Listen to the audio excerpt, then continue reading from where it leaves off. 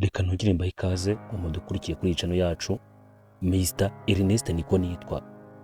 Reka uyu munsi tugire icyo tuvugaho kuko tumaze iminsi tudashiraho ibiganiro, mutwihanganire ariko turi kumwe. Mbere yuko tugira icyo tuvuga, kanda subscribe, ukore share ndetse na like, hanyuma kugira ngo uko tugiye dushira ikiganiro ujye ubasha kugikurikirana. Nibyo wabyumvise, uyu munsi tugiye kuvuga ku bintu biri kugenda bitambuka hirya no hino ku mbuga nkoranyambaga. Ubutumwa bwiza twatangiye twumva kera bw'ijambo ry'Imana kuri uyu munsi biteye agahinda ndetse biranababaje yuko ubutumwa busigaye buri kuvugwa nabi, ndetse ni ibintu byumvikana, ni n'ibintu bibabaje ushobora kureba ukabona. Uzasanga abantu kuri uyu munsi wa none basigaye bakora ibikorwa bitandukanye byo kuvuga ngo bari kuvuga ubutumwa kandi bari gusebya umurimo w'Imana. Mwagiye mwumva abantu baza bavuga ngo bavuye ikuzimu, batanga ubuhamya bw'uko bagiye ikuzimu. Nibyo ndabyemera, bamwe bajyayo, ariko abandi bahimba inkuru, kuko Satani afite umugambi yateguye. Satani yateguye umugambi wo kugira ngo yice ubutumwa bwiza, akoresha abakozi be baza bavuga ngo bavuye ikuzimu. Bariya mu bacunge neza, abo baza bavuga ngo bavuye ikuzimu bakaza bavuga abandi bapasiteri babonyeyo. Ni uburyo bwo kugira ngo bariya bapasiteri batandukanye birwa babeshera cyangwa se birwa bavuga ko bajya ikuzimu, kugira ngo abantu ntibazongere kubemera. Uzagenda ubyumva hirya no hino hatandukanye, wumva ngo uriya mupasiteri runaka ngo ajyaga ikuzimu kubera imirimo n'ibitangaza akora, kubera ko avuga Imana nayo ikamwumvira ikamanukira gukora ibitangaza. Ibyo nibyo wabyumvise, ariko twabonye Imana ikora imirimo n'ibitangaza hirya no hino.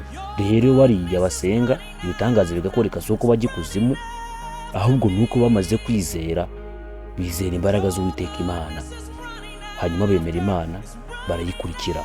Simvuze ko hariho n'abandi bakozi b'Imana kuko batajyayo. Nibyo barahari bamwe bitwaje ubupasiteri, bitwaje kuvuga ijambo ry'Imana bajyayo, ariko mucunge neza kuko ijambo ry'Imana riravuga ngo muzabamenyera ku mbuto zabo.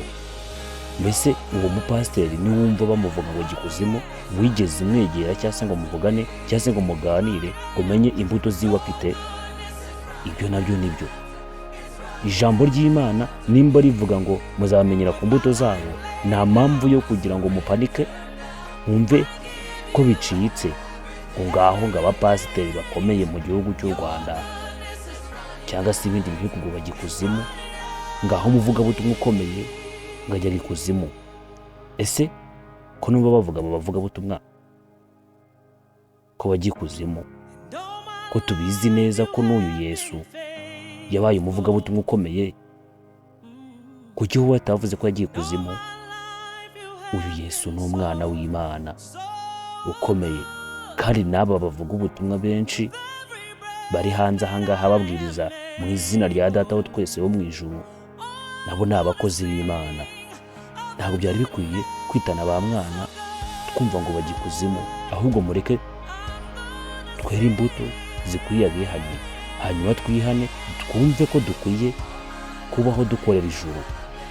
Hanyuma Uwiteka Imana yo ni ubwayo nyir'ububasha, niyo izaca urubanza, niyo izabasha gutegeka.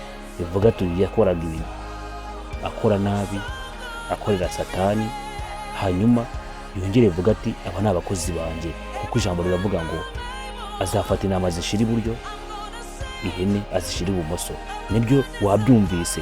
Kanda subscribe, ukoreshe ndetse na like, hanyuma tujye dukomeza kubana mu biganiro byinshi bitandukanye.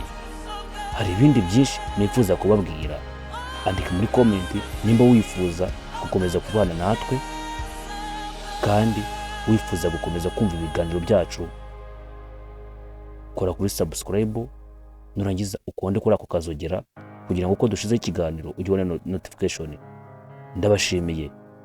nitwa Mr Ernest, mwakoze kudukurikirana muri iki kiganiro, ndabakunda cyane.